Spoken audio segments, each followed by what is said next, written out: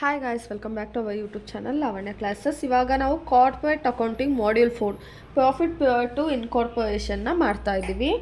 Like already remaining chapter upload ಆಗಿದೆ. Play ಲಿಸ್ಟಲ್ಲಿ video ಇರುತ್ತೆ, ಹೋಗಿ ಚೆಕ್ ಮಾಡ್ಕೊಳ್ಳಿ. ನೀವು ಇನ್ನೂ ನಮ್ಮ ಚಾನಲ್ಗೆ ಸಬ್ಸ್ಕ್ರೈಬ್ ಆಗಿಲ್ಲ ಅಂದರೆ ಸಬ್ಸ್ಕ್ರೈಬ್ ಆಗಿ, ವಿಡಿಯೋ ಇಷ್ಟ ಆದರೆ ಲೈಕ್ ಮಾಡಿ, ಶೇರ್ ಮಾಡಿ. ಇವಾಗ ಈ ಚಾಪ್ಟರಲ್ಲಿ ನಿಮಗೆ ಒಂದು ಟೈಮ್ ರೇಷಿಯೋ ಮತ್ತು ಸೇಲ್ಸ್ ರೇಷಿಯೋ ಅಂತ ಒಂದು ಫೈಂಡ್ ಔಟ್ ಮಾಡಬೇಕಾಗುತ್ತೆ. ಅದಕ್ಕಿಂತ ಮುಂಚೆ ಒಂದು ಚಿಕ್ಕದಾಗಿ ಒಂದು ಕತೆ ಹೇಳೋಣವಾ? ಇವಾಗ ಏನಂದರೆ, ಒಂದು ಕಂಪನಿ ನಮಗೆ ಅಸೆಸ್ಮೆಂಟ್ ಇಯರ್ ಏನು 1/4/2025 ಟು 2024 ಮಾಡ್ಕೊಳ್ಳೋಣ. 2024 ಟು 31/3/2025 ಅಲ್ವಾ ಅಸೆಸ್ಮೆಂಟ್ ಇಯರ್ ಇದು ಅಂತ ತೊಗೊಳ್ಳೋಣ. ಇವಾಗೇನಪ್ಪ ಅಂದರೆ, ಇವಾಗ ಕೆಲವೊಂದು ಕಂಪ್ನಿ ತುಂಬ ಚೆನ್ನಾಗಿ ನಡೀತಿರುತ್ತೆ. ಮಧ್ಯದಲ್ಲಿ ಏನು ಮಾಡುತ್ತೆ, ಯಾವುದು ಬಂದ್ಬಿಟ್ಟು ಆ ಕಂಪ್ನಿನ ಇನ್ನೂ ತುಂಬ ಚೆನ್ನಾಗಿ ದುಡ್ಡು ಏನು ಮಾಡ್ತಾರೆ, ಒಂದು ಕಂಪ್ನಿನ ಬಂದು ಮಧ್ಯದಲ್ಲೇ ಪರ್ಚೇಸ್ ಮಾಡಿಬಿಡ್ತಾರೆ. ಆಯಿತಾ? ಇವಾಗ ನೋಡಿ, ನಮ್ದು ಅಸೆಸ್ಮೆಂಟ್ ಇಯರು 1/4/22 ಇಂದ 31/3/25 ಅವ್ನು ಬಂದು ಪರ್ಚೇಸ್ ಮಾಡ್ತಾನೆ ಅಂದ್ಕೊಳ್ಳಿ. ಯಾವಾಗ ಪರ್ಚೇಸ್ ಮಾಡ್ತಾನೆ? 1/7/24 ಬಂದು ಪರ್ಚೇಸ್ ಮಾಡ್ತಾನೆ. ಅರ್ಥ ಆಯ್ತಲ್ವಾ? ಇವಾಗ ಒಂದು ಕಂಪ್ನಿ ತುಂಬ ಚೆನ್ನಾಗಿ ಓಡ್ತಿರುತ್ತೆ, ಅದರಲ್ಲಿ ಯಾರೋ ಒಬ್ಬ ಬಂದ್ಬಿಟ್ಟು ಒಂದು ಕಂಪನಿನ ಪರ್ಚೇಸ್ ಮಾಡ್ತಾನೆ. ಯಾವಾಗ? 1/7/2024. ಇವಾಗ ನಮಗೆ ಅಸೆಸ್ಮೆಂಟ್ ಇಯರ್ ಸ್ಟಾರ್ಟಿಂಗ್ 1/4/2024 ಮುಗಿಯೋದು 31/3/2025. ಇವಾಗ ನಾವೇನು ಮಾಡ್ತೀವಿ ಅಂದರೆ, ಈಗ 4 to 7 ಅಂದರೆ ಏನು, 4, 5, 6, 7 ಇದು 1ನೇ ತಾರೀಕು ಅಲ್ವಾ ಅದು. ಸೊ ಇದು 3 months ಆಗುತ್ತೆ. ಇನ್ ಕೇಸ್ ಇದೇನಾದರೂ 31/7 ಅಂತ ಆಗಿದ್ದ 4 months ಆಗೋದು.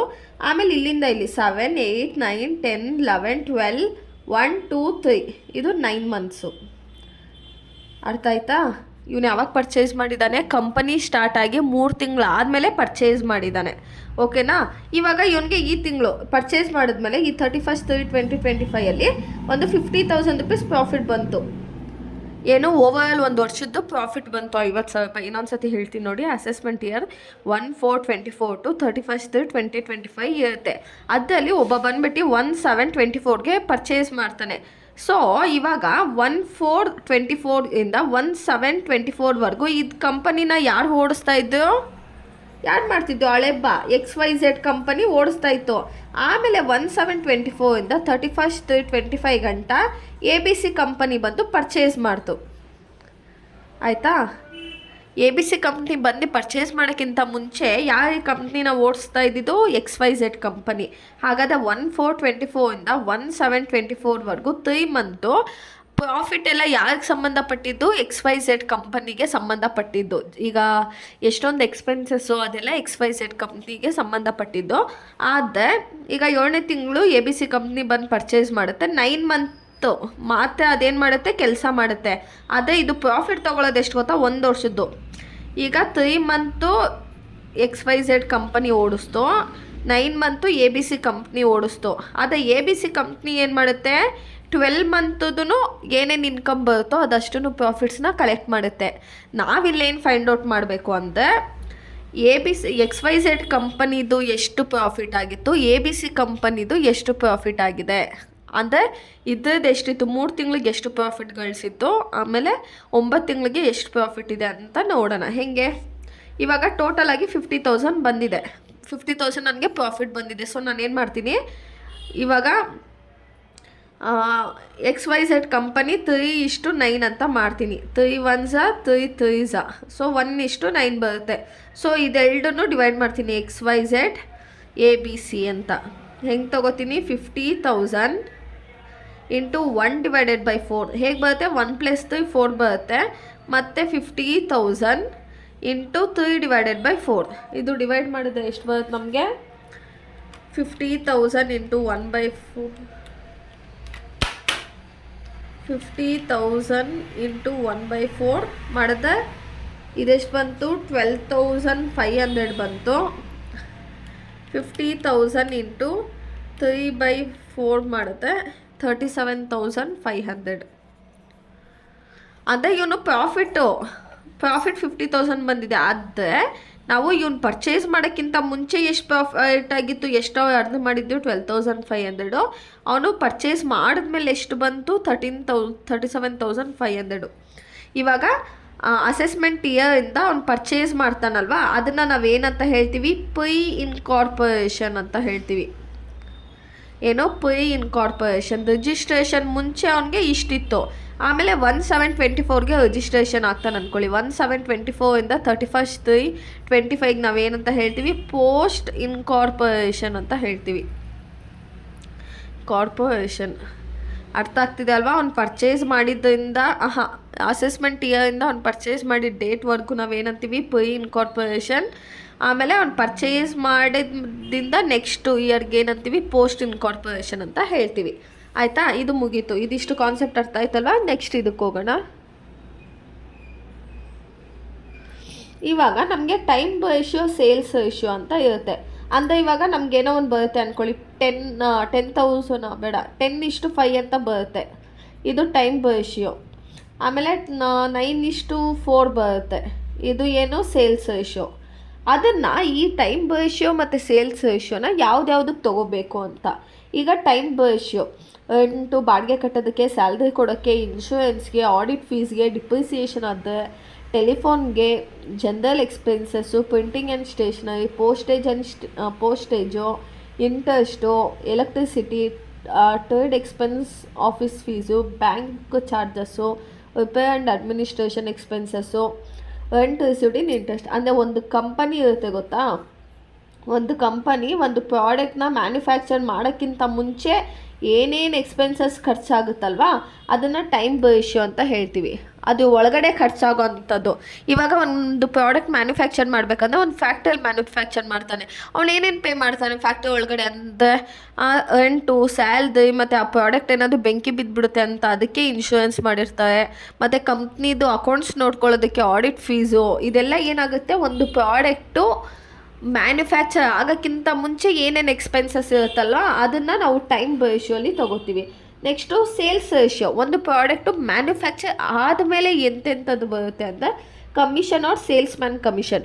ಈಗ ನಾನು ನಿಮ್ಗೆ ಹೇಳ್ತೀನಿ, ಈ ಪ್ರಾಡಕ್ಟ್ನ ಸೇಲ್ಸ್ ಮಾಡಿಕೊಂಡು ನನಗೆ 1% ಕಮಿಷನ್ ಕೊಡ್ತೀನಿ. ನೆಕ್ಸ್ಟು ಡಿಸ್ಕೌಂಟ್ ಅಲೋ ಮಾಡೋದು, ಇಲ್ಲ salesman salary, carriage outward, advertisement, bad debts, packing, postage and wrapping, ಆಮೇಲೆ ಏನಿದು ಬ್ರೋಕರೇಜು, ಆಲ್ ಸೆಲ್ಲಿಂಗ್ ಎಕ್ಸ್ಪೆನ್ಸಸ್ಸು, ಇಂಥದಕ್ಕೆಲ್ಲ ಏನೋ ಒಂದು ಪ್ರಾಡಕ್ಟು ಮ್ಯಾನುಫ್ಯಾಕ್ಚರ್ ಆದಮೇಲೆ ನಡೆಯೋಂಥ ಪ್ರೋಸೆಸ್ ಇದು. ಓಕೆನಾ? ಮುಂಚೆ ಆಗೋದು ಟೈಮ್ ರೇಷಿಯೋ, ಮ್ಯಾನುಫ್ಯಾಕ್ಚರ್ ಆದಮೇಲೆ ಬರೋದು ಸೇಲ್ಸ್ ರೇಷಿಯೋ. ಕ್ವಶನಲ್ಲಿ ಏನಾದರೂ ನಿಮಗೆ ಡೈರೆಕ್ಟಾಗಿ ಆಲ್ಮೋಸ್ಟ್ ಯಾವಾಗಲೂ ನಿಮ್ಗೆ ಏನು ಮಾಡ್ತಾನೆ, ಗ್ರಾಸ್ ಪ್ರಾಫಿಟ್ ಅಂತ ಕೊಟ್ಟಿರ್ತಾನೆ. ಓಕೆನಾ? ಗ್ರಾಸ್ ಪ್ರಾಫಿಟ್ ಅಂತ ಡೈರೆಕ್ಟಾಗಿ ಕ್ವಶನಲ್ಲಿ ಕೊಟ್ಟಿರ್ತಾನೆ. ಕೊಟ್ಟಿಲ್ಲ ಅಂದರೆ ಏನು ಮಾಡ್ತಾನೆ ಗೊತ್ತಾ, ಸೇಲ್ಸ್ ಅಂತ ಕೊಡ್ತಾನೆ. ಏನು ಕೊಡ್ತಾನೆ, ಸೇಲ್ಸ್ ಕೊಡ್ತಾನೆ, ಆಮೇಲೆ ಇದು ಸೇಲ್ಸ್ ಕೊಡ್ತಾನೆ, ಆಮೇಲೆ ಓಪನಿಂಗ್ ಸ್ಟಾಕು, ಪರ್ಚೇಸು, ಆಮೇಲೆ ಕ್ಲೋಸಿಂಗ್ ಸ್ಟಾಕು, ಇಂಥದ್ದೆಲ್ಲ ಕೊಡ್ತಾನೆ. ಸೊ ನಿಮ್ಗೇನಾದರೂ ಡೈರೆಕ್ಟಾಗಿ ಗ್ರಾಸ್ ಪ್ರಾಫಿಟ್ ಕೊಟ್ಟಿಲ್ಲ ಅಂದರೆ ಹೆಂಗೆ ಮಾಡಬೇಕಂದ್ರೆ, calculation of cost of goods ಸೋಲ್ಡನ್ನ ಫೈಂಡ್ ಔಟ್ ಮಾಡ್ಕೋಬೇಕು. ಹೇಗೆ ಮಾಡೋದು, ಓಪನಿಂಗ್ ಸ್ಟಾಕ್ ಪ್ಲಸ್ ಪರ್ಚೇಸಸ್ನ ಆ್ಯಡ್ ಮಾಡಿ ಕ್ಲೋಸಿಂಗ್ ಸ್ಟಾಕ್ ಜೊತೆ ಲೆಸ್ ಮಾಡಿದ್ರೆ ನಮಗೆ ಕಾಸ್ಟ್ ಆಫ್ ಗೂಡ್ಸ್ ಸೋಲ್ಡ್ ಬರುತ್ತೆ. ಯಾವಾಗಲೂ ನಾವು ಪ್ರಿವಿಯಸ್ಸಲ್ಲೆಲ್ಲ ಮಾಡಿದ್ದೀವಲ್ಲ, opening stock plus purchase minus closing stock ಮಾಡಿದ್ರೆ ನಮಗೆ ಕಾಸ್ಟ್ ಆಫ್ ಗೂಡ್ಸ್ ಸೋಲ್ಡ್ ಬರುತ್ತೆ.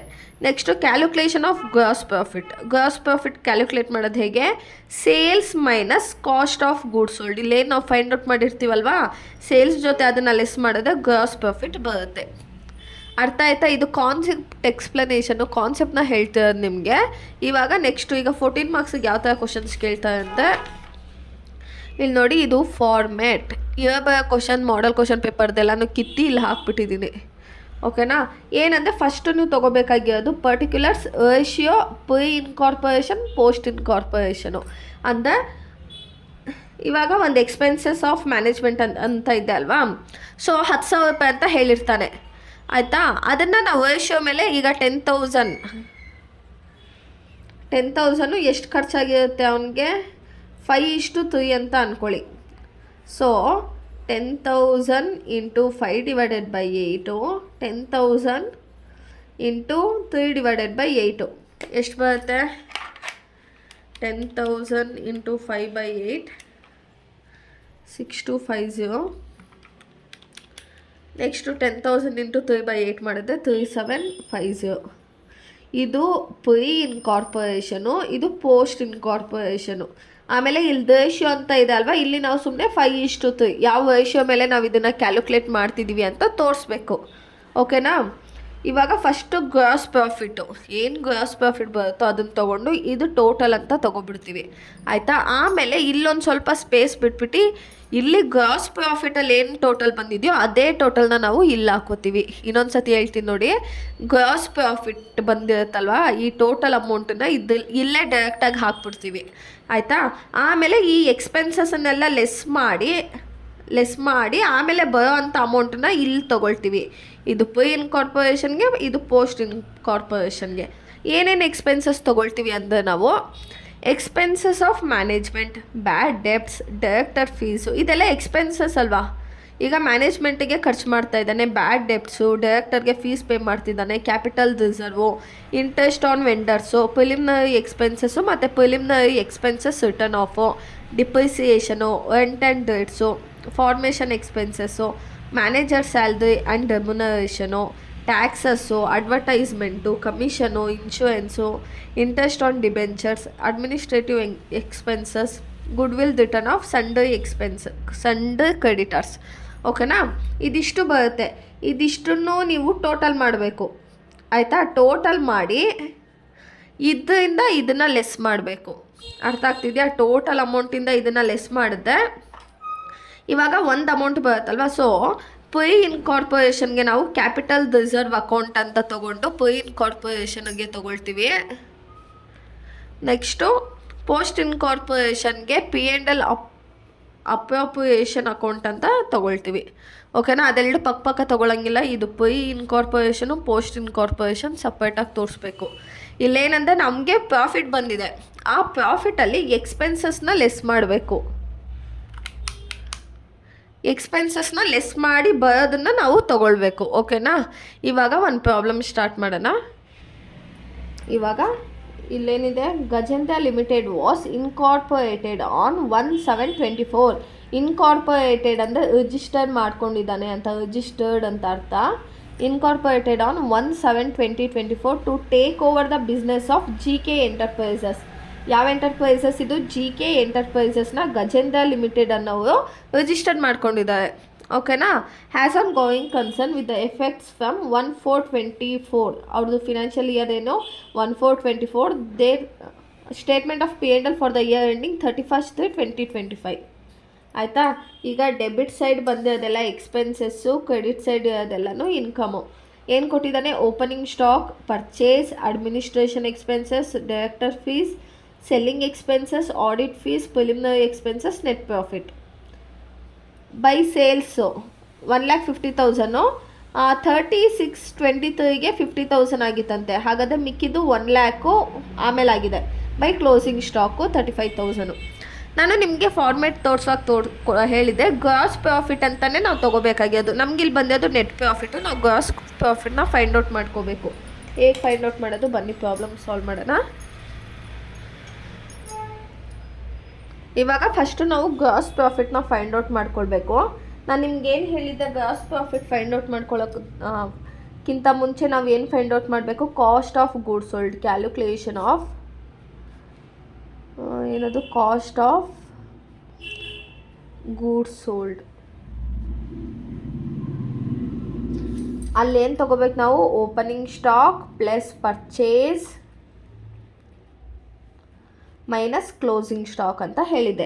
ಇವಾಗ ಓಪನಿಂಗ್ ಸ್ಟಾಕ್ ಎಷ್ಟಿದೆ? 60,000 ಇದೆ. ನೆಕ್ಸ್ಟು ಪರ್ಚೇಸ್ ಎಷ್ಟಿದೆ? 87,500 ಇದೆ. ಮೈನಸ್ ಕ್ಲೋಸಿಂಗ್ ಸ್ಟಾಕ್ ಎಷ್ಟಿದೆ?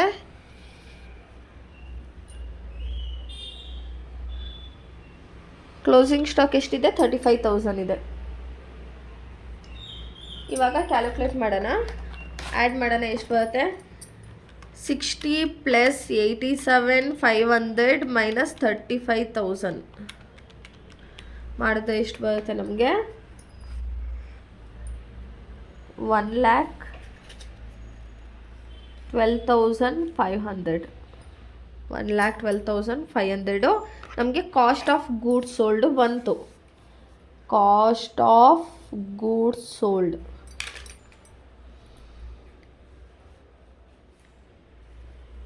ಬಂತಾ?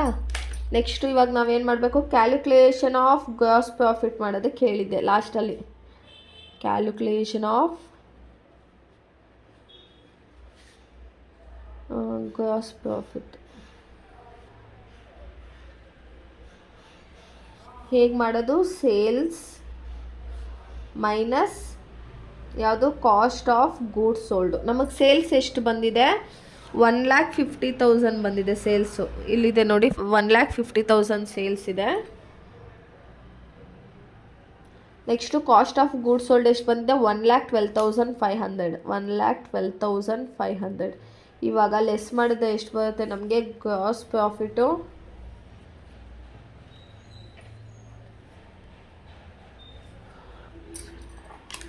1,50,000 ಮೈನಸ್ 1,12,500 ಮಾಡಿದ್ರೆ 1,37,500 ಬಂತು. ಓಕೆನಾ? ನಮಗೆ ಗ್ರಾಸ್ ಪ್ರಾಫಿಟ್ ಬಂತು. ನಾವು ಈಗ ಈ ಕಂಪ್ಲೀಟ್ ಪ್ರಾಬ್ಲಮ್ ಮಾಡಬೇಕಂದ್ರೆ ನಮಗೆ ಟೈಮ್ ರೇಷಿಯೋ ಮತ್ತು ಸೇಲ್ಸ್ ರೇಷಿಯೋನ ಮಾಡಲೇಬೇಕು ನಾವು. ಈಗ ಟೈಮ್ ರೇಷಿಯೋ ಹೇಗೆ ಮಾಡೋದು? ಇವನೇನು ಹೇಳಿದ್ದಾನೆ, ಇಯರ್ ಎಂಡಿಂಗು 1/4/25 ಅಂತೆ. 1/4/25 ಎಂಡಿಂಗ್ ಎಷ್ಟಿದೆ? 31/3/25. 31/3/25. ಇವನು ಪರ್ಚೇಸ್ ಮಾಡಿರೋದು ಯಾವಾಗ ಇಲ್ಲಿ ನೋಡಿ, Gajendra limited was incorporated on 1/7/24. Purchase ಮಾಡಿರೋದು ಯಾವಾಗ? 1/7/24ಗೆ. ಓಕೆನಾ? ಇವಾಗ 1/4/25ಇಂದ 1/7/24ಗೆ ಎಷ್ಟು ಮಂತ್ ಆಗುತ್ತೆ? ಇಲ್ಲಿ ನೋಡಿ 4, 5, 6 ತೊಗೋತೀವಿ. 7 ಯಾಕಂದರೆ 1ನೇ ತಾರೀಕು ಅವ್ನು ಪರ್ಚೇಸ್ ಮಾಡೋದು. ಎಷ್ಟು ಮಂತ್ ಆಯಿತು? 3 ಮಂತ್ಸ್ ಆಯಿತು.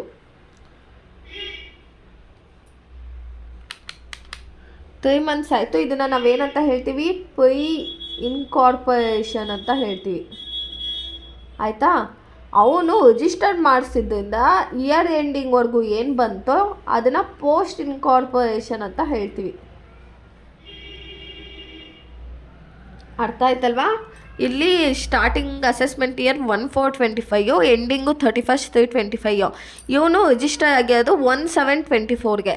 ಸೊ 1, 4, 5, 6 3 ಮಂತ್ ಆಯಿತು. ಹಾಗಾದರೆ 7ಇಂದ 3ಗೆ ಅಂದರೆ 1/7/24ಇಂದ 31/3/25ಗೆ ಎಷ್ಟು ಮಂತ್ ಆಗುತ್ತೆ? 7, 8, 9, 10. 7, 8, 9, 10, 11, 12, 13, 1, 2, 3 ಎಷ್ಟು ಮಂತ್ ಆಗುತ್ತೆ? 9 ಮಂತ್ಸ್ ಆಗುತ್ತೆ. ಅರ್ಥ ಆಗ್ತಾ ಇದೆ ಅಲ್ವಾ? ಇದೇನಾದರೂ 31/7 ಅಂತ ಇದ್ದಿದ್ದೆ ಇಲ್ಲಿ 4 ಮಂತ್ ಆಗೋದು, ಇಲ್ಲಿ 8 ಮಂತ್ ಆಗೋದು. ಓಕೆನಾ? ಇವಾಗ ಇದನ್ನು ಹೆಂಗೆ ತಗೋತೀವಿ ಅಂದರೆ 3:9. 3:9 ಅಲ್ವಾ? ಈಗ 3 1s 3 3s time ratio is equal to 1:3. Time ratio is equal to 1:3.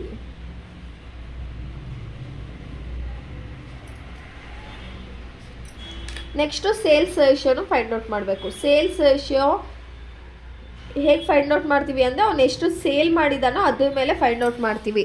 ಇಲ್ಲೇನು ಹೇಳಿದ್ದಾನೆ? ಬೈ ಸೇಲ್ಸ್ ಅಪ್ ಟು 36, 23, 50,000 ಅಂತೆ. ಅಂದರೆ 36 ಆದಮೇಲೆ ನೆಕ್ಸ್ಟು ಯಾವ ಡೇಟ್ ಬರುತ್ತೆ? 1/7/23 ಇದು ಒಂದು ನಿಮಿಷ 23, 24 ಹಾಂ. ಅಂದರೆ ಸ್ಟಾರ್ಟಿಂಗಲ್ಲಿ 50,000 ಇತ್ತಂತೆ. ಆಯಿತಾ? ಅಂದರೆ ಅವನು ರಿಜಿಸ್ಟರ್ 1/7/24ಗೆ ರಿಜಿಸ್ಟರ್ ಆಗೋಕ್ಕಿಂತ ಮುಂಚೆ ಅದು ಪ್ರಾಫಿಟ್ ಎಷ್ಟು ಅರ್ದು ಮಾಡಿತ್ತು? 50,000 ಅರ್ದು ಮಾಡಿತ್ತಂತೆ. ಆಮೇಲೆ ಟೋಟಲ್ 1,50,000 ಕೊಟ್ಟಿದ್ದಾನೆ. ಹಾಗಾದರೆ ಈಗ ಈ 1,50,000ಅಲ್ಲಿ ಅವ್ನು ರಿಜಿಸ್ಟರ್ ಆಗೋಕ್ಕಿಂತ ಮುಂಚೆ 50,000 ಅರ್ದು ಮಾಡಿದ್ದಾನೆ. ಹಂಗಾದ್ರೆ ರಿಜಿಸ್ಟರ್ ಆದಮೇಲೆ ಅರ್ದು ಮಾಡಿರೋದೆಷ್ಟು? 1,00,000 ರುಪೀಸು. ಅದನ್ನು ಇಲ್ಲಿ ತೋರಿಸ್ಬೇಕು. ಈಗ ಪ್ರೀ ಇನ್ಕಾರ್ಪೊರೇಷನ್ ಅಂದರೆ ರಿಜಿಸ್ಟ್ರೇಷನ್ಗಿಂತ ಮುಂಚೆ ಅವನು ಎಷ್ಟು ಅರ್ದು ಮಾಡಿದ ಪ್ರಾಫಿಟ್ಟು?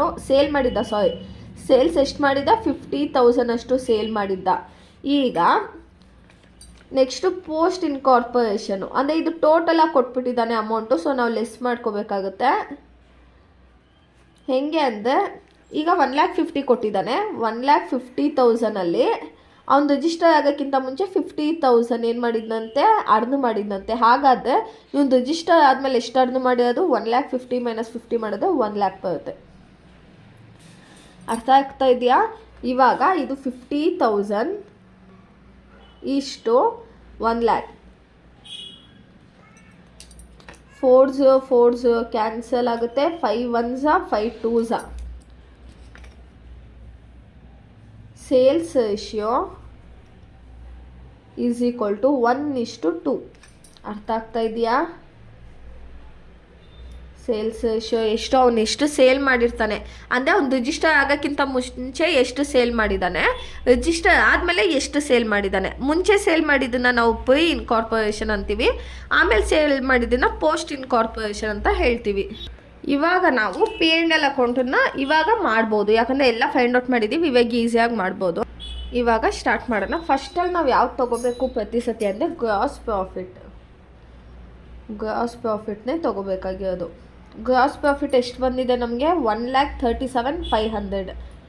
1,37,500.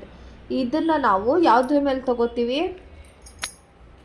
ಈ ಪ್ರಾಫಿಟನ್ನು ನಾವು ಟೈಮ್ ರೇಷಿಯೋ ಮೇಲೆ ತೊಗೋಬೇಕು. ಯಾವಾಗಲೂ ಟೈಮ್ ರೇಷಿಯೋ ಮೇಲೆ ಪ್ರಾಫಿಟ್ ತೊಗೋಬೇಕು.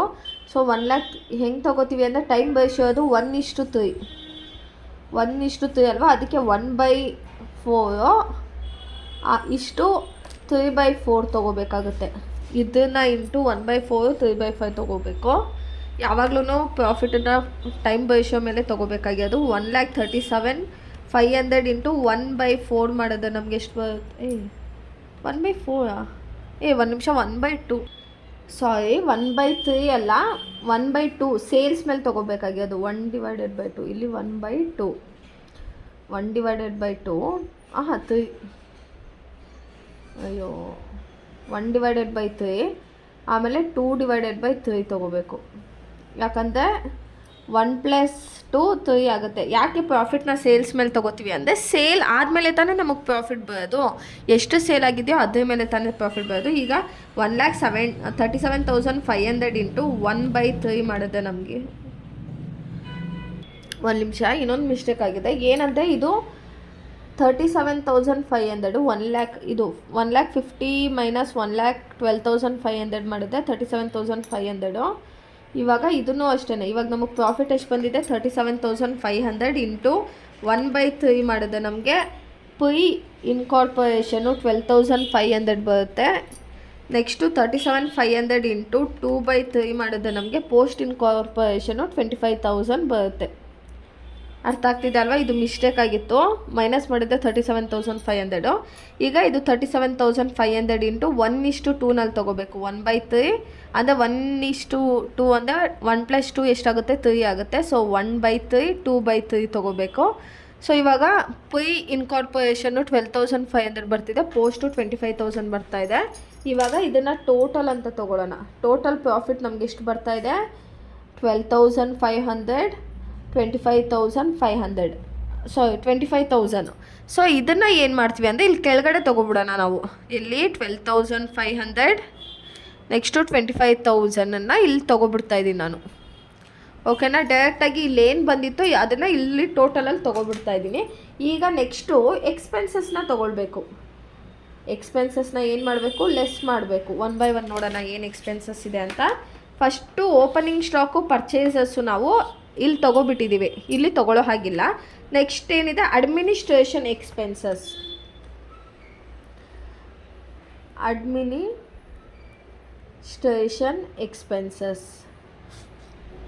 ಈ ಎಕ್ಸ್ಪೆನ್ಸಸ್ನ ಅಡ್ಮಿನಿಸ್ಟ್ರೇಷನ್ ಎಕ್ಸ್ಪೆನ್ಸಸ್ನ ಯಾವಾಗ ನಾವು ಏನಾದರೂ ಸೇಲ್ ಮಾಡೋಕ್ಕಿಂತ ಮುಂಚೆನೇ ಈ ಎಕ್ಸ್ಪೆನ್ಸಸ್ನ ನಾವು ಪೇ ಮಾಡಿಬಿಟ್ಟಿರ್ತೀವಿ. ಎಷ್ಟಿದೆ? 9,000 ಇದೆ.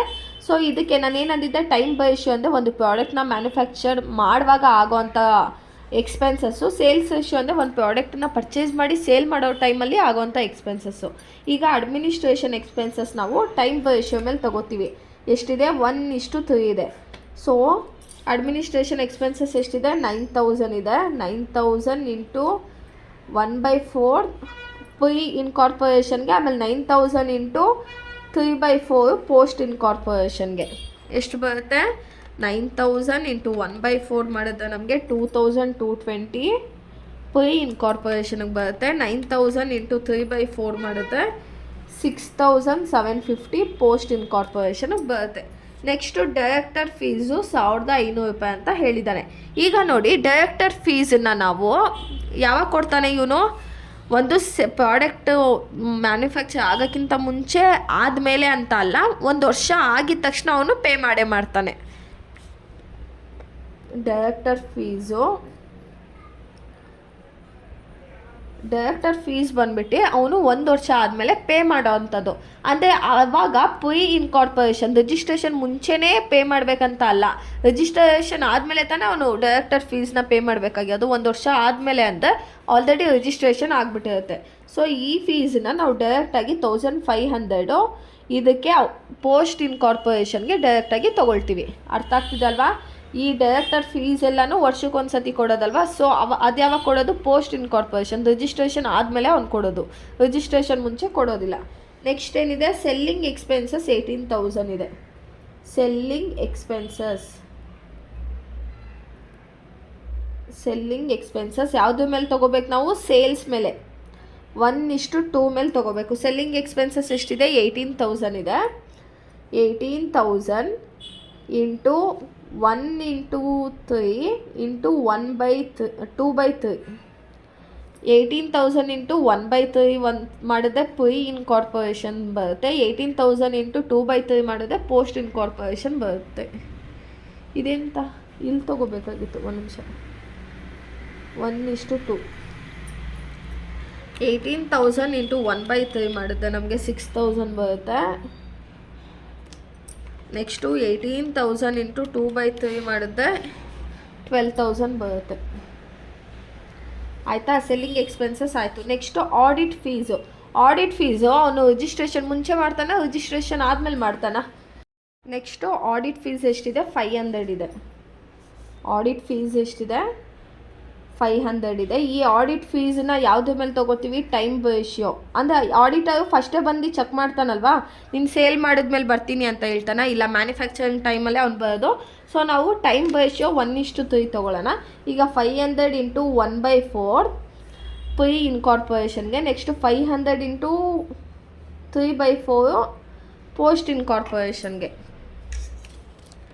ಎಷ್ಟು ಬರುತ್ತೆ? 500 ಇಂಟು 1/4 ಮಾಡಿದ್ರೆ ನಮಗೆ 125 ಬರುತ್ತೆ. ನೆಕ್ಸ್ಟು 500 ಇಂಟು 3/4 ಮಾಡಿದ್ರೆ 374 ಬರುತ್ತೆ. ಆಯಿತಾ? ಆಡಿಟ್ ಫೀಸ್ ಆಯಿತು. ನೆಕ್ಸ್ಟ್ ಅದಿದೆ ಪ್ರಿಲಿಮಿನರಿ ಎಕ್ಸ್ಪೆನ್ಸಸ್ಸು. ಈ ಪ್ರಿಲಿಮಿನರಿ ಎಕ್ಸ್ಪೆನ್ಸಸ್ ಅವ್ನು ಬಂದುಬಿಟ್ಟು ರಿಜಿಸ್ಟ್ರೇಷನ್ ಆದಮೇಲೆ ಕೊಡೋ ಅಂಥದ್ದು. ಸೊ ಪ್ರಿಲಿಮಿನರಿ ಎಕ್ಸ್ಪೆನ್ಸಸ್ ಎಷ್ಟಿದೆ? ಪ್ರಿಲಿಮಿನರಿ ಎಕ್ಸ್ಪೆನ್ಸಸ್ 1500 ಡೈರೆಕ್ಟಾಗಿ ನಾವು ಪೋಸ್ಟ್ ಇನ್ಕಾರ್ಪೊರೇಷನ್ಗೆ ತೊಗೊಳ್ಳೋಣ. ಇದಾದಮೇಲೆ ಯಾವುದಾದ್ರೂ ಕೊಟ್ಟಿದ್ದಾನಾ? ಇಲ್ಲಿ ನೋಡಿ, ಇಷ್ಟೇ ಕೊಟ್ಟಿರೋದು. ಇವಾಗ ಇದು ತುಂಬ ಇಲ್ಲೋಗ್ಬಿಟ್ವಲ್ವ, ಇಲ್ಲೇ ಹಾಕೊಂಬಿಡೋಣ.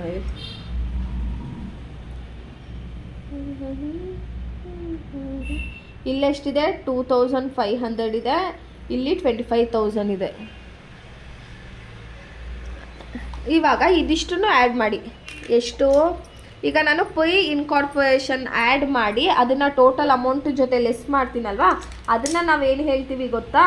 ಕ್ಯಾಪಿಟಲ್ ರಿಸರ್ವ್ ಅಕೌಂಟ್ ಅಂತ ಹೇಳ್ತೀವಿ. ಕ್ಯಾಪಿಟಲ್ ರಿಸರ್ವ್ ಅಕೌಂಟ್ ಅಂತ ಹೇಳ್ತೀವಿ. ಇದು ಯಾವ ಸೈಡ್ ತೊಗೋಬೇಕು ನಾವು? ಪ್ರೀ ಇನ್ಕಾರ್ಪೊರೇಷನ್ ಸೈಡಲ್ಲಿ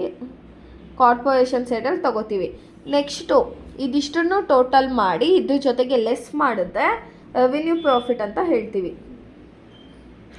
ರೆವಿನ್ಯೂ ಪ್ರಾಫಿಟ್ ಇದನ್ನು ಯಾವ ಸೈಡಲ್ಲಿ ತೊಗೋತೀವಿ? ಪೋಸ್ಟ್ ಇನ್ಕಾರ್ಪೊರೇಷನ್ ಸೈಡಲ್ಲಿ ತೊಗೋತೀವಿ. ಇವಾಗ ಪ್ರೀ ಇನ್ಕಾರ್ಪೊರೇಷನ್ ಸೈಡಲ್ಲಿ ಎಷ್ಟಿದೆ? 2250 ಪ್ಲಸ್ 6000 ಪ್ಲಸ್ 125. ಇದಿಷ್ಟು ಆ್ಯಡ್ ಮಾಡಿದ್ರೆ ಎಷ್ಟು ಬಂತು? 8000. ಇಲ್ಲೇ ತೋರಿಸ್ಲಾ? 8375 ಮೈನಸ್ ಎಷ್ಟಿದೆ ಇಲ್ಲಿ? 12,500 ಮೈನಸ್ ಮಾಡಿದ್ರೆ ಎಷ್ಟು ಬರುತ್ತೆ? 12,500 ಲೆಸ್ ಮಾಡುತ್ತೆ. ನಮಗೆ ಪ್ರೀ ಇನ್ಕಾರ್ಪೊರೇಷನ್ ಸೈಡಲ್ಲಿ 4125 ಬರುತ್ತೆ. ಇವಾಗ ಪೋಸ್ಟ್ ಇನ್ಕಾರ್ಪೊರೇಷನ್ ಸೈಡಲ್ಲಿ ನೋಡೋಣ. 6750, 1500, 12,000, 374, 1500 ಎಷ್ಟು ಬಂತು? ಇದಿಷ್ಟನ್ನು ಆ್ಯಡ್ ಮಾಡಿದ್ದಕ್ಕೆ 22,124 ಬಂತು. 22,124 ಮೈನಸ್ 25,000 ಮಾಡಿದ್ರೆ ನಮ್ಗೆ ಎಷ್ಟು ಬರುತ್ತೆ? ಮೈನಸ್ 25,000 ಮಾಡಿದ್ರೆ ನಮಗೆ 2,000, ಅದನ್ನು ಈ ಸೈಡ್ ತೊಗೋಬೇಕು, 2,876 ಬರುತ್ತೆ. ಅರ್ಥ ಆಗ್ತಿದೆಯಾ? ಇಷ್ಟೇ ನಿಮ್ಮ P&L ಅಕೌಂಟು. ಇದನ್ನು ಲೈನ್ ಹಾಕ್ಬಿಡ್ತೀನಿ.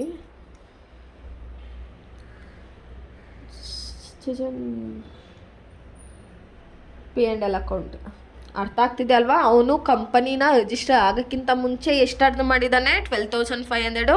ರಿಜಿಸ್ಟ್ರೇಷನ್ ಆದಮೇಲೆ ಎಷ್ಟು ಅರ್ಧ ಮಾಡಿದ್ದಾನೆ? 25,000. ಓಕೆನಾ? ಇದನ್ನು ಲೆಸ್ ಮಾಡೋದನ್ನು ನಾವು ಇದನ್ನು ಕ್ಯಾಪಿಟಲ್ ರಿಸರ್ವ್ ಅಂತ ಹೇಳ್ತೀವಿ. ಇದನ್ನು ಕ್ಯಾಪಿಟಲ್ ರಿಸರ್ವ್, ಇಲ್ಲಿ ಸ್ಪೆಲ್ಲಿಂಗ್ ಮಿಸ್ಟೇಕ್ ಆಗಿದೆ, ಕ್ಯಾಪಿಟಲ್ ರಿಸರ್ವ್ ಹೇಳ್ತೀವಿ. ಇಲ್ಲಿ ರೆವೆನ್ಯೂ ಪ್ರಾಫಿಟು, ಇದು ಟೋಟಲ್ ಮಾಡಿ ಇದ್ರ ಜೊತೆ ಲೆಸ್ ಮಾಡಿದೆ, ಇದನ್ನು ರೆವೆನ್ಯೂ ಪ್ರಾಫಿಟ್ ಅಂತ ಹೇಳ್ತೀವಿ. ಇದನ್ನು ಕ್ಲೀನಾಗಿ ನೋಡ್ಕೊಳ್ಳಿ. ಫಸ್ಟ್ ಪ್ರಾಬ್ಲಮ್ ಅಲ್ವಾ, ಸ್ವಲ್ಪ ಸಿಂಪಲ್ ಆಗಿದೆ. ಇವಾಗ ನೆಕ್ಸ್ಟ್ ಪ್ರಾಬ್ಲಮ್ಗೆ ಹೋಗೋಣ. ಇವಾಗ next question. A company was incorporated on 30th September 2024. ಅಂದರೆ ರಿಜಿಸ್ಟರ್ ಆಗಿರೋದು ಯಾವಾಗ? 30ನೇ ತಾರೀಕು ಸೆಪ್ಟೆಂಬರ್ಗೆ. To acquire the business of Mohan as from, Mohan ಯಾವಾಗಿಂದ ಸ್ಟಾರ್ಟ್ ಮಾಡಿದ್ದು? 1/4/24. ಅವ್ನು ಅಕ್ವೈರ್ ಮಾಡಿರೋದು 31st September. The accounts for the year ended 31st March 2025 ಕೊಟ್ಟಿದ್ದಾನೆ. There was a gross profit, ಡೈರೆಕ್ಟಾಗಿ ಕೊಟ್ಟಿದ್ದಾನೆ ನೋಡಿ. Gross profit 2,40,000. The sale for the year amount to be 12 lakh, of which 5,40,000 were for first 6 years. 5,40,000 first 6 years ಅರ್ಧ ಮಾಡಿರೋ profit ಅಂತೆ. ಅಂದರೆ 12 lakh total sales ಆಗಿದೆ. ಅದರಲ್ಲಿ 5,40,000 rupees ಫಸ್ಟ್ 6 months ಅವರು ಅರ್ಧ ಮಾಡಿರೋದಂತೆ. Next, the expenses charge to P&L account includes director fees. Director fees 15,000, bad debts 3,600, advertisement expenses 12,000. ಬ್ರ್ಯಾಕೆಟಲ್ಲಿ ಏನು ಕೊಟ್ಟಿದ್ದಾನೆ? Under a contract amounting to be 1,000 per month ಅಂತೆ. ಅಡ್ವರ್ಟೈಸ್ಮೆಂಟ್ ಎಕ್ಸ್ಪೆನ್ಸಸ್ಸು 12,000 ರೂಪಾಯಿ ಆಗಿದೆ. ಇವರು ಕಾಂಟ್ರಾಕ್ಟ್ ಪ್ರಕಾರ ತಿಂಗಳಿಗೆ 1,000 ರೂಪಾಯಿ ಕೊಡ್ತಾ ಇದ್ರಂತೆ. ಓಕೆನಾ? Next, salary and general expenses 64,000. ಎಷ್ಟು ಪೇ ಮಾಡ್ತಿದ್ದಾರೆ? 64,000 ಪೇ ಮಾಡ್ತಾ ಇದ್ದಾರಂತೆ. ನೆಕ್ಸ್ಟು 64 ಆಯಿತಾ? Next preliminary expenses return of 5,000. Preliminary expenses 5,000. Preliminary expenses 5,000 and donation to political party 5,000 company pay ಮಾಡ್ತಾ ಇದೆ. ಸೊ ಪ್ರಿಪೇರ್ಡ್ P&L ಅಕೌಂಟ್ ಅಂತ ಹೇಳ್ತಿದ್ದಾರೆ. ಇಲ್ಲೇನು ಹೇಳಿದ್ದಾರೆ? ರಿಜಿಸ್ಟ್ರೇಷನ್ ಸ್ಟಾರ್ಟ್ ಆಗಿರೋದು 1st April 2022ಗೆ, ಯಾರೋ ಬಂದು ಅಕ್ವೈರ್ ಮಾಡಿರೋದು 30th September 2024ಗೆ, year ended 31st March 2025. Gross profit 2,40,000, sales 12 lakh ಅಂತೆ. ಅದೇ ಫಸ್ಟ್ 6 months 5,40,000 ಅಂತೆ. ಆಮೇಲೆ ಇಲ್ಲಿಷ್ಟು ಎಕ್ಸ್ಪೆನ್ಸಸ್ ಎಲ್ಲ ಕೊಟ್ಟಿದ್ದಾರೆ. ಯಾವ್ದು ತೊಗೋಬೇಕು, ಹೆಂಗೆ ತೊಗೋಬೇಕು, ಯಾವ್ದು ತೊಗೋಬಾರ್ದು ಅಂತ ನೋಡೋಣ. ನಾವು ಫಸ್ಟು P&L ಅಕೌಂಟ್ ಪ್ರಿಪೇರ್ ಮಾಡೋಕ್ಕಿಂತ ಮುಂಚೆ ನಾವೇನು ಮಾಡ್ತೀವಿ ಅಂದರೆ ಟೈಮ್ ರೇಷಿಯೋ, ಸೇಲ್ಸ್ ರೇಷಿಯೋನ ಫಸ್ಟಲ್ಲೇ ನೀವು ತೋರಿಸ್ಬೇಕು. ಓಕೆನಾ? ಇವಾಗ ಫಸ್ಟು ಟೈಮ್ ರೇಷಿಯೋನ ಫೈಂಡ್ ಔಟ್ ಮಾಡೋಣ.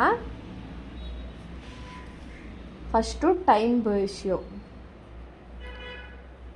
ರೇಷಿಯೋ ಹೇಗೆ ಮಾಡೋದು ನಾವು? ಫಸ್ಟು ಇವನು ರಿಜಿಸ್ಟರ್ ಓಪನಿಂಗ್ ಯಾವಾಗಿರೋದು? 1st April 2024 ಅಂದರೆ 1/4/24ಗೆ. ನೆಕ್ಸ್ಟು ಕ್ಲೋಸಿಂಗ್ ಬಂದು 31st March, 31st 3/25 ಅಂತೆ. ಆಯಿತಾ? ಇವನು ರಿಜಿಸ್ಟರ್ ಆಗಿರೋದು ಯಾವಾಗ? ಸೆಪ್ಟೆಂಬರ್ 30th 9/24ಗೆ ಏನು ಮಾಡಿದ್ದಾನೆ? ರಿಜಿಸ್ಟರ್ ಆಗಿದ್ದಾನೆ. ಅರ್ಥ ಆಯ್ತಲ್ಲ? ಇಯರ್ದ ಸ್ಟಾರ್ಟಿಂಗ್ ಯಾವಾಗ ಬರುತ್ತೆ ನಮ್ಗೆ? Assessment year 1/4/24, closing 31st 3/25. ಇವನು ಅಕ್ವೈರ್ಡ್ ಮಾಡಿರೋದು 30th 9/24 ಅಂತೆ. ಇವಾಗ 1/4 30th 9 ಎಷ್ಟಾಗುತ್ತೆ? ಇದನ್ನು ನಾವೇನಂತ ಹೇಳ್ತೀವಿ? ಪ್ರೀ ಇನ್ಕಾರ್ಪೊರೇಷನ್ ಅಂತ ಹೇಳ್ತೀವಿ ಅಲ್ವಾ? ಅದೇ ಅವ್ನು ರಿಜಿಸ್ಟರ್ಡ್ ಮಾಡಿದ್ರಿಂದ ಕ್ಲೋಸಿಂಗ್ಗೆ ನಾವೇನಂತ ಹೇಳ್ತೀವಿ? Post incorporation.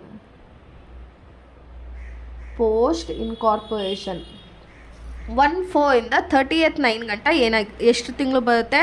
ಇಲ್ಲಿ ನೋಡಿ, 4 5 6 7 8 9 ಅಂದರೆ ಎಷ್ಟು ಮಂತ್ ಬಂತು? 9 months ಬಂತು. 6 months. ಇಲ್ಲಿ ನೋಡಿ 4 5 6 7 8 9 ಆಯಿತಾ. ಇದೇನಾದರೂ 1 9 ಆಗಿದ್ದರೆ ನಾವು ಬರೀ 5 ಮಂತ್ಸ್ ತೊಗೋತಾ ಇದ್ವಿ. ಈಗ 9ಇಂದ 3 ಗಂಟೆ ಎಷ್ಟಾಗುತ್ತೆ? 10 11 12 1 2 3 ಎಷ್ಟು ಮಂತ್ ಆಯಿತು? 6 ಮಂತ್ಸ್ ಆಯಿತು. 6 ಮಂತ್ಸ್ ಆಯಿತು. ಇವಾಗ ನಾವು ಹೆಂಗೆ ತೊಗೋತೀವಿ ಇದನ್ನು? 6:6 ಓಕೆನಾ. 6 1s 6 1s. Time ratio is equal to time ratio ನಮಗೆ ಎಷ್ಟು ಬಂತು? 1:1 ಬಂತು. ಟೈಮ್ ರೇಷಿಯೋ ಎಷ್ಟು ಬಂತು? 1:1 ಬಂತು. ಆಯಿತಾ. ನೆಕ್ಸ್ಟು ಏನು ಮಾಡಬೇಕು ನಾವು? ಸೇಲ್ಸ್ ರೇಷಿಯೋನ ಫೈಂಡ್ ಔಟ್ ಮಾಡಬೇಕು. ಸೇಲ್ಸ್ ರೇಷಿಯೋನಲ್ಲಿ ಫಸ್ಟ್ ಅವನು ಏನು ಹೇಳಿದ ನೋಡಿ ಕ್ವಶನಲ್ಲಿ, the sale for the year amount to be 12 lakh rupees for which 5,40,000 were for first 6 month ಅಂತೆ. ಈಗ ನೋಡಿ ಫಸ್ಟ್ 6 ಮಂತ್ ಅಂದರೆ ಸ್ಟಾರ್ಟಿಂಗಿಂದ ಹಿಡಿದು ಅವನು ಏನು ರಿಜಿಸ್ಟ್ರೇಷನು ಆಗ ಗಂಟ ಅವರು ಎಷ್ಟು ಅರ್ನ್ ಮಾಡಿದ್ದಾರೆ ಅಂತ ಇಲ್ಲೇ ಕ್ವಶನಲ್ಲಿ ಕೊಟ್ಟಿದ್ದಾರೆ. ಟೋಟಲಾಗಿ 12 ಲಕ್ಷ, ಅದರಲ್ಲಿ ಮೊದಲನೇ 6 ತಿಂಗಳು 5,40,000 ಅರ್ನ್ ಮಾಡಿದ್ದೀವಿ ಅಂತ. ಸೊ ಹಾಗಾದರೆ ಪೈ ಇನ್ ಕಾರ್ಪೊರೇಷನ್ ಎಷ್ಟಾಗುತ್ತೆ? ಪೈ ಇನ್ ಕಾರ್ಪೊರೇಷನ್ 5,40,000 ಆಗುತ್ತೆ. ಆಯಿತಾ. ಮತ್ತು ಪೋಸ್ಟ್ ಇನ್ ಕಾರ್ಪೊರೇಷನ್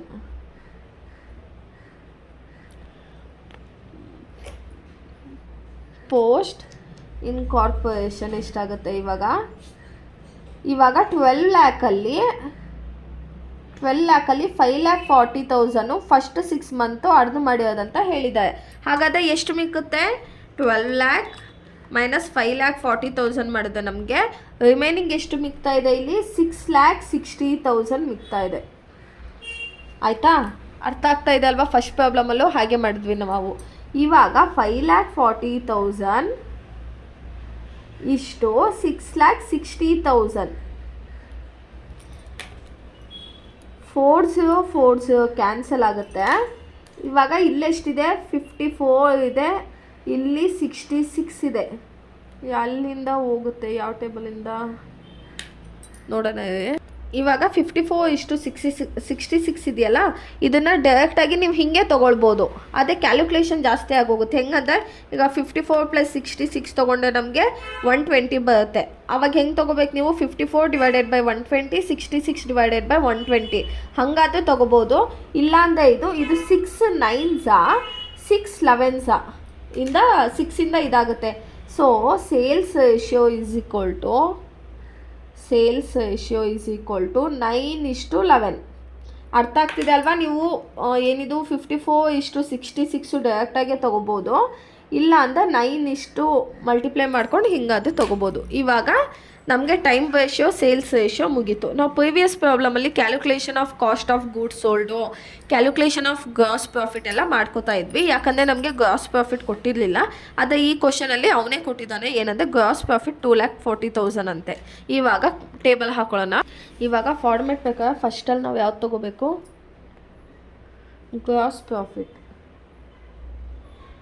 ಗ್ರಾಸ್ ಪ್ರಾಫಿಟ್ನ ನಾವು ಯಾವುದ್ರ ಮೇಲೆ ತೊಗೋತೀವಿ? ನಾವು ಎಷ್ಟು ಸೇಲ್ ಮಾಡಿದ್ದೀವೋ ಅದ್ರ ಮೇಲೆ ಬರುತ್ತೆ. 2,40,000 ಇದೆ.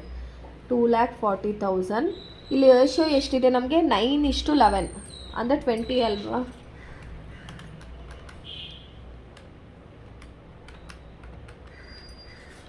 ಇವಾಗ 9/20 ಪೈ ಇನ್ ಕಾರ್ಪೊರೇಷನ್ಗೆ, ಮತ್ತು 2,40,000 11/20 ಪೋಸ್ಟ್ ಇನ್ ಕಾರ್ಪೊರೇಷನ್ಗೆ. ಇವಾಗ ಎಷ್ಟಿದೆ? ಇದು 9:11 ರೇಷಿಯೋನ ಹಾಕೋಣ. ಇವಾಗ 2,40,000 ಇಂಟು 9/20 ಮಾಡಿದ್ರೆ 1,08,000. ನೆಕ್ಸ್ಟು 2,40,000 ಇಂಟು 11/20 ಮಾಡಿದ್ರೆ ನಮಗೆ 1,32,000 ಬರುತ್ತೆ. ಆಯಿತಾ. ಇವಾಗ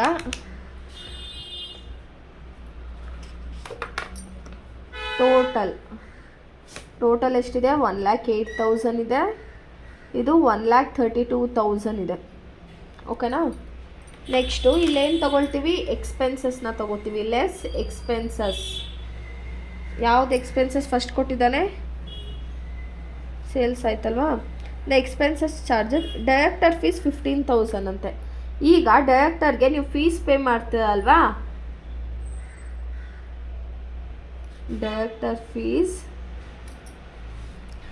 ಎಷ್ಟಿದೆ? 15,000 ಇದೆ. ಈ 15,000 ಡೈರೆಕ್ಟರ್ ಫೀಸ್ನ ನೀವು ಇಯರ್ ಎಂಡಲ್ಲಿ ಕೊಡೋದು. ಸೊ ಅದಕ್ಕೆ ಪೈ ಇನ್ಕಾರ್ಪೊರೇಷನಲ್ಲಿ ಬರಲ್ಲ, ಪೋಸ್ಟ್ ಇನ್ಕಾರ್ಪೊರೇಷನಲ್ಲಿ 15,000 ಅಂತ ತೊಗೊಳ್ಳಿ.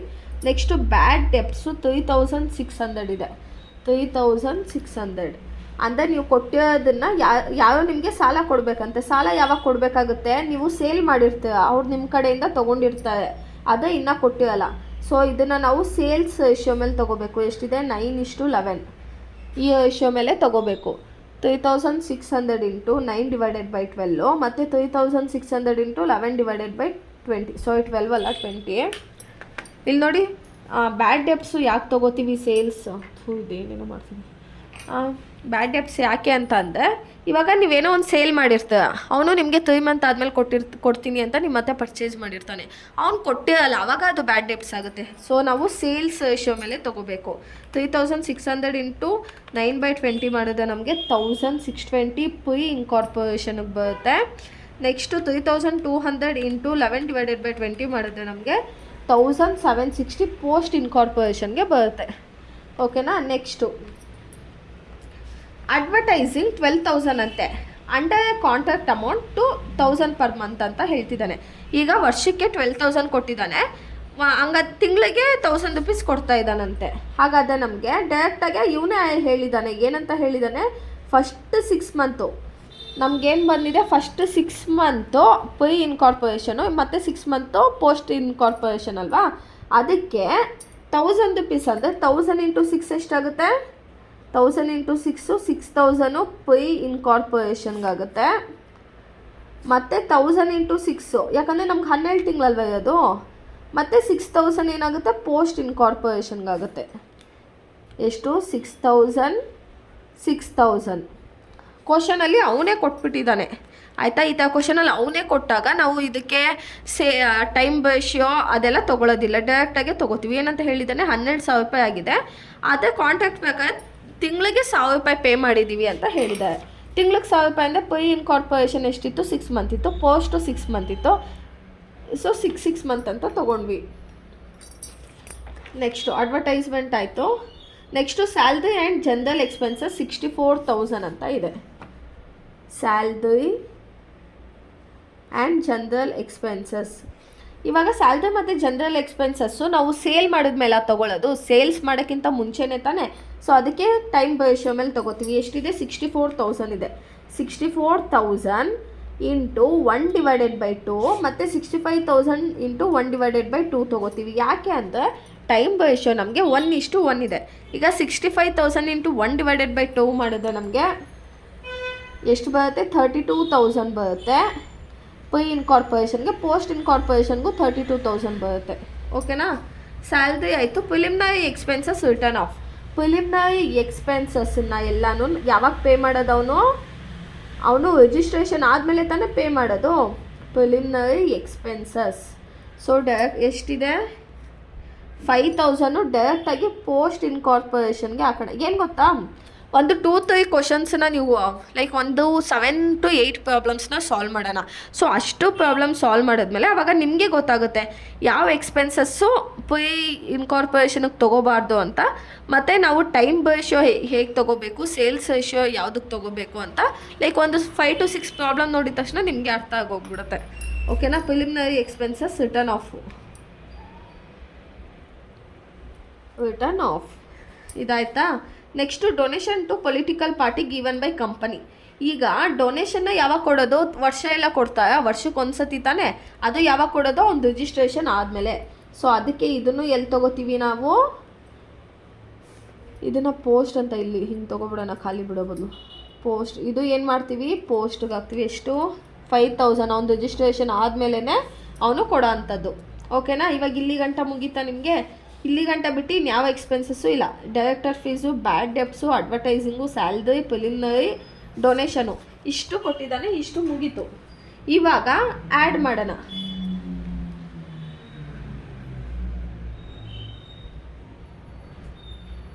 ಎಷ್ಟು ಬರುತ್ತೆ ಇದು? 1,08,000 ತೊಗೊಳ್ತೀವಿ. ಇಲ್ಲಿ 1,32,000 ಪ್ರಾಫಿಟ್ನ ತೊಗೊಬಿಡೋಣ. ಫಸ್ಟ್ ನಾನೇನಂದಿದ್ದೆ? Capital reserve